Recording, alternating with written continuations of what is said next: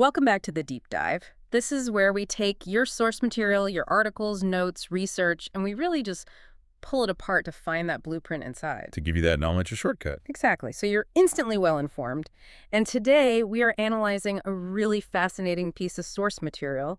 It's a very specific, time-efficient home workout plan. Yep, focused squarely on lower body strength and glute activation. The source is just called Day 19. And honestly, for anyone with a busy schedule, this kind of thing is gold. We're talking about a routine that's what, 25 to 30 minutes, tops? At most. And our mission here isn't just to list the exercises.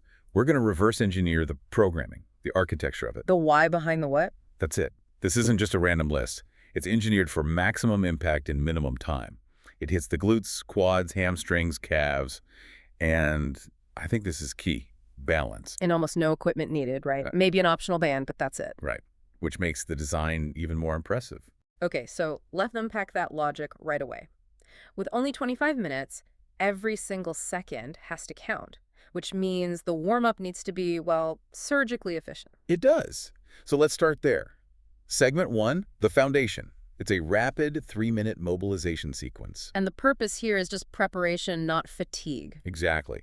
You're just preparing the joints and muscles for what's coming. You want to increase blood flow, lubricate the joints, but without actually taxing the muscles. Which static stretching might do. It would, yeah.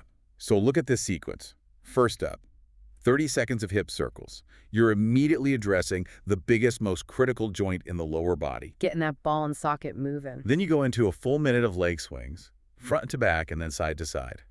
This is all about expanding your active range of motion, but under your own control. Okay, so mobility is covered. We're telling the hips, get ready to work. Then you shift gears a little. You move into 30 seconds of slow squats. And these are not to tire you out. No, this is neurological. That's it. You're activating the primary neuromuscular pathways.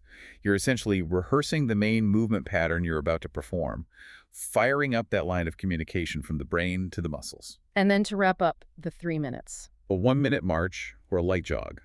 This is a temperature raiser. It's a minute purely for a systemic cardiovascular ramp-up. So mobilization, then neurological activation, then core temperature. It's a perfectly structured start. It flows directly, seamlessly into the power phase of the workout, not a wasted second.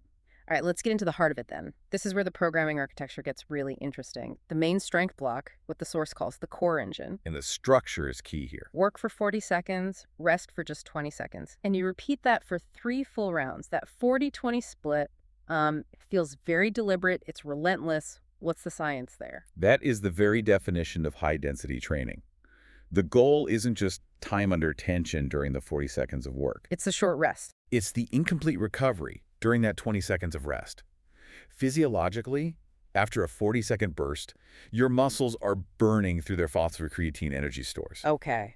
Now, a 20-second rest is just long enough to clear a little metabolic waste, but it is critically too short to fully replenish those energy stores. So you're starting the next set already slightly in the hole. Precisely. By the time you hit the second and third rounds, you're forcing muscle adaptation. You're forcing hypertrophy by keeping those muscles working right near their capacity.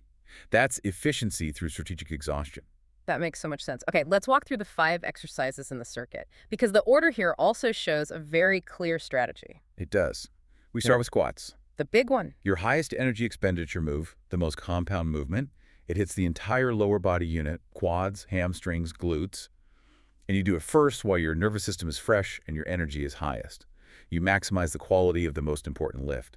And then number 2, we immediately go to the floor for a glute bridge.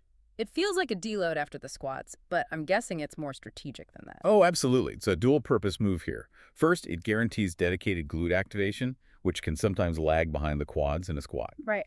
And second, this is crucial for a fast-paced circuit. The source notes this position helps reduce lower back strain. By moving to a floor-based hip extension, you let the lower back rest for a moment while still hammering the target muscles. So it's effective training, but also active recovery for your spine. That's smart. Very smart. Next up, we have the reverse lunge. And the choice of reverse over forward is a big deal, isn't it? It's a fantastic piece of programming logic. With a forward lunge, you rely a lot on your quads to slow your body down. A reverse lunge, however, Hmm. it forces the load and the push-off to be driven mainly by the posterior chain, The glutes and the hamstrings. making it a much better move for biasing those specific muscles, which are, the main target of this whole routine. That's a great takeaway. So once we hit those big compound movers, where does the plan shift? It shifts to stabilization on accessory work. Number 4 is the calf raise. Which a lot of home programs just skip. They do, but this plan wisely includes it, and it explicitly mentions the benefit of improving balance. Your calf muscles are fundamental to your postural stability. Strengthening them is an essential link in the whole kinetic chain. Especially after the single leg stress of the lunges. Exactly. And the final move. Side leg raises, great for overall hip health. It's a surgical strike. This move targets the glute medius and minimus. These are your primary hip stabilizers, the muscles that keep your pelvis level when you walk or run. If they're weak, your knees or your lower back often pay the price. So by putting it at the end, even when the big muscles are tired, you make sure these critical stabilizers still get dedicated work. That's the logic. Start with big power, transition to spinal relief and activation, emphasize the posterior chain, and then finish by stabilizing the foundation and the pelvis. A completely comprehensive approach in just 3 high-density rounds. But we're still not done. Not even close. After that main circuit, the program shifts gears completely. We go into what it calls the glute activation finisher. The 40-20 timing is gone, and this just feels like a pure endurance push. That's the exact intention. The main circuit built strength.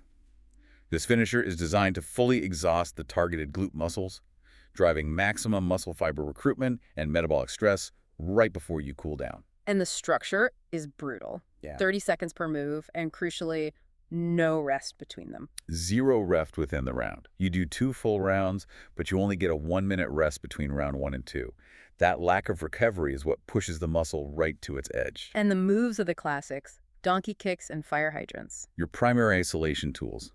They force the deep glute muscles to contract maximally without as much help from the quads or hamstrings.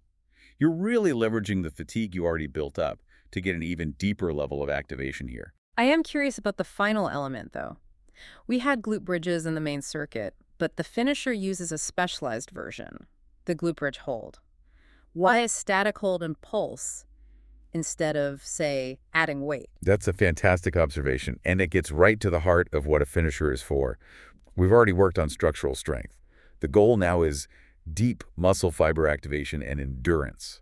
So this final 30 seconds is a combination. Okay. It's a 20-second maximal squeeze, followed immediately by 10 seconds of pulses. Ah, I see. That 20-second isometric squeeze maximizes time under tension at the very peak of the contraction. It creates this profound localized metabolic stress. Then the immediate switch to 10 seconds of pulses introduces these tiny micro movements right at that point of maximum burn. You're recruiting every last available motor unit. You're forcing them to fire until failure, but without risking injury from using bad form with an external weight when you're already exhausted. It's a precision strike. Wow. So we start with controlled strength building, and we finish with calculated muscle-specific fatigue. The whole thing is just a masterclass in efficiency. It really is. And now, after all that intensity, we hit the final necessary conclusion. Segment 4, the recovery strategy. A 3-minute cool down. This isn't just filler time. Not at all. This is essential. The cool down is crucial for 2 reasons. Physical lengthening of the muscle tissues and physiological downregulation of the entire nervous system. Yeah. You have to signal to the body that the stress is over. Time to switch into repair mode. Exactly. And the routine starts you off standing with a quad stretch and a hamstring stretch, 30 seconds each, just immediately addressing those big muscle groups that were just working so hard. And then, wisely, it brings us down to the floor. That transition is deliberate. It includes the deepest stretch of the whole routine, the pigeon pose, held for a full minute. The fact that they included this specific deep hip opener tells you how thorough this program is. After all that glute work, you need to release those deep hip rotators. You do. And the very final element, the last 30 seconds, is just deep breathing. Which feels great, but what's the physiological reason? It's all about neurophysiological recovery. During high-intensity work, your body is in a sympathetic, a fight-or-flight state. Deep, controlled breathing stimulates the parasympathetic nervous system. You're basically flipping the switch and telling your body, the danger is over. Shifting resources from adrenaline to rest and repair. Yep. Brings the heart rate down, calms the mind. It just wraps the whole session up in a very focused, systematic way. The entire plan is just so logical. It flows from that rapid warm-up through the high-density strength circuit into that brutal activation finisher and concludes with a recovery phase that addresses both muscle and mind. The main takeaway for you listening to this is to really understand the progression and the sequencing. And since the source calls this day 19, we can assume it's part of a larger program, Right. which raises a really important question for you to think about. What does this strategic sequencing, placing the heavy compound lifts like squats early and saving the highly focused isolation moves like fire hydrants for the very end, what does that suggest about the overall long-term goal of the programming? It suggests the priority is foundational strength first, making the engine bigger and more powerful, and then using the isolation work at the end for peak activation, but without compromising your form on the heavy lifts. Precisely. If you put those isolation moves first, your squats would suffer. By sequencing it this way, the program prioritizes long-term strength development layered with short-term muscle isolation and fatigue. That logic strength first, isolation fatigue last, is a thought for you to explore as you apply this knowledge to build your own training blueprint for sustained progress. An excellent framework for thinking about training. Thank you for diving deep into the Day 19 blueprint with us. Always a pleasure to break down the logic.